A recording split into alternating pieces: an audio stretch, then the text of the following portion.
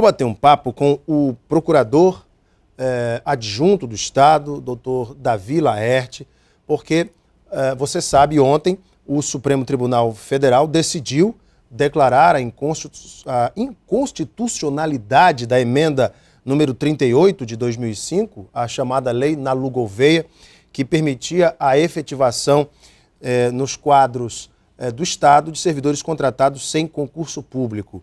Há uma comoção social a respeito do tema. Existem também as questões que envolvem o cumprimento da decisão do Supremo.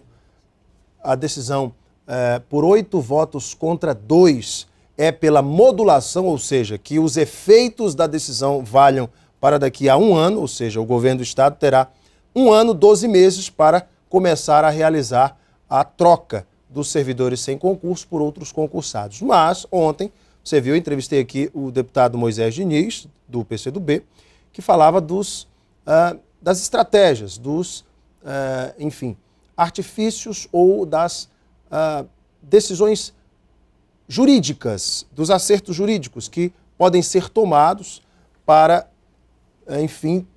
tentar manter esses servidores no seu cargo. Eu vou receber aqui o doutor Davi, que vai nos falar a respeito disso. Doutor Davi, muito boa noite. Boa noite, Alain. Tudo bem? Prazer estar tendo esse espaço aqui nesse programa de alcance importante no estado do Acre e a oportunidade para a gente estar aqui esclarecendo a situação desses nossos servidores. Doutor Davi, a situação é a seguinte: com a decisão de ontem, por 8 votos a 2, o governo do estado, a partir de agora, através da PGE, vai começar uma nova batalha. Foi o que me falou ontem aqui o deputado Moisés Diniz. Ele que é membro do comitê, o presidente, inclusive, do comitê dos 11 mil. Em primeiro lugar, hoje, quantos desses 11 mil estão na ativa? O número exato. Na realidade, nós temos 3.425 servidores na ativa que ingressaram após 1988. E esse é o número que a decisão do Supremo, em tese, alcançaria. Alguns servidores também pós-88 estariam abrangidos pela emenda, porém, como já se aposentaram, então estariam excluídos desse alcance.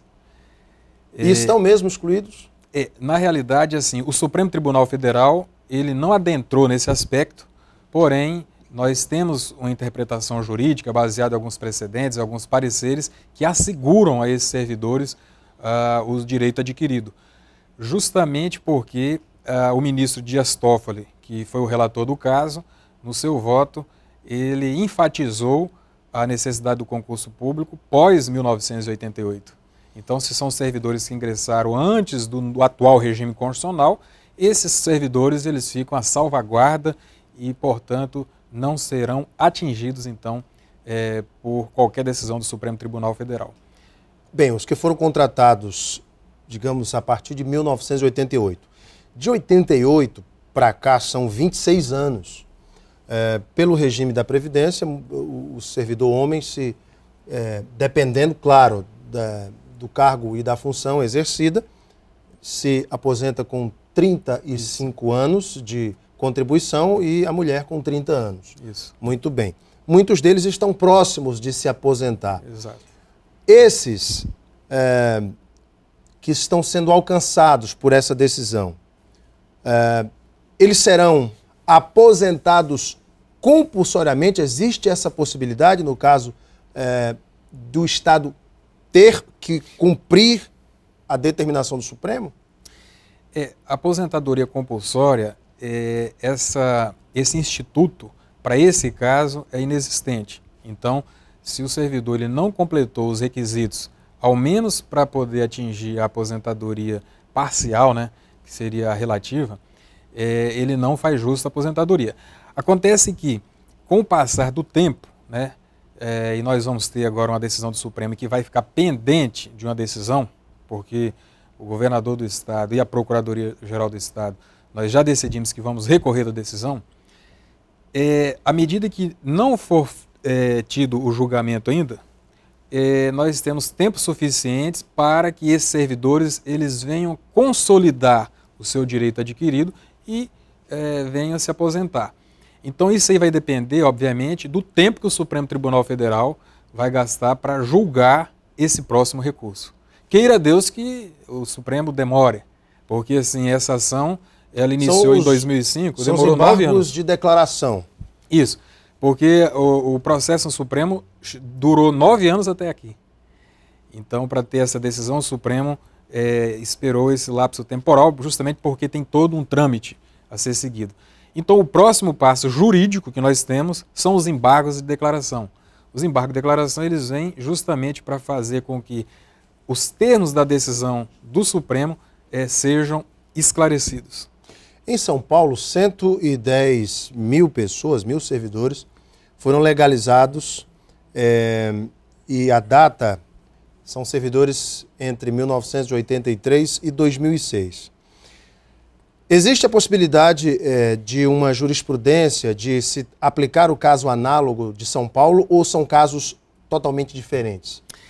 Na realidade, a situação do Acre conferia um direito até mais forte para os servidores. Porque em São Paulo, o direito foi dado por lei. No nosso, foi uma emenda constitucional acreana. Porém, o Supremo tem entendido que mesmo a emenda não pode conferir esse direito. Porque fere a Constituição. É a Constituição Federal que exige o concurso público.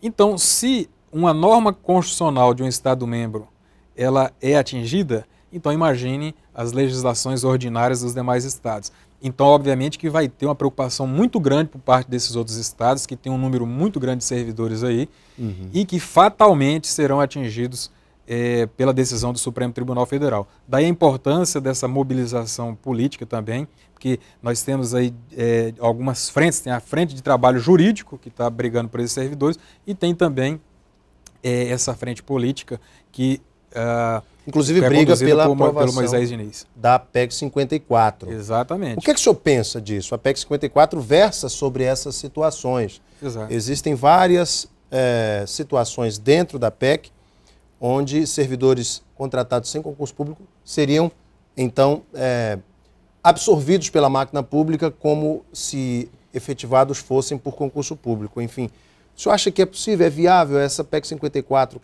A gente vai depender de todo um processo no Legislativo, mas o senhor acha que ela passa? É possível passar, sim. E nós temos, inclusive, que ter essa esperança de que ela pode passar. Por isso, esse trabalho de mobilização política com estados que têm uma bancada forte, para que nós tenhamos esses votos necessários para aprovar essa PEC. A PEC é viável, sim, e nós tivemos situação semelhante, mas não no caso para consolidação de direito a servidores, mas para poder conferir legitimidade à criação de municípios. Porque a Constituição exigiu uma lei federal para criar novos municípios a partir agora do ano de 2000, e alguns municípios foram criados, inclusive um município do interior da Bahia, o município Luiz Eduardo Magalhães, que inclusive motivou essa ação no Supremo. O Supremo declarou inconstitucional e o Congresso Nacional aprovou a emenda e deu legitimidade a esses municípios. Então o Supremo declarou que esses municípios não existiriam. Né, mas o Congresso aprovou. Exato. Ao contrário. Vamos às perguntas dos internautas, doutor Davi.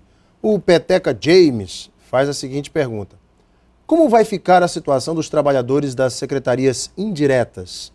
Pois a maioria são servidores seletistas, que é diferente dos servidores estatutários. Por exemplo, hipoteticamente, eu sou o servidor da Sanacre, seletista. Entrei em 1990. Se numa eventual demissão eu posso contribuir ao INSS para me aposentar? E ele manda aqui um abraço para a gente. Obrigado, Peteca, pela tua pergunta. E aí, doutor? Na realidade, os servidores seletistas, eles não são objetos da emenda constitucional, porque a própria Constituição Federal, quando ela deu o direito àqueles servidores que ingressaram antes de 1983, já não versava sobre os seletistas, e apenas aos servidores estatutários. Então tem que verificar se no caso dele, ele não fez aquela preferência pelo regime estatutário quando nós implantamos o regime jurídico único.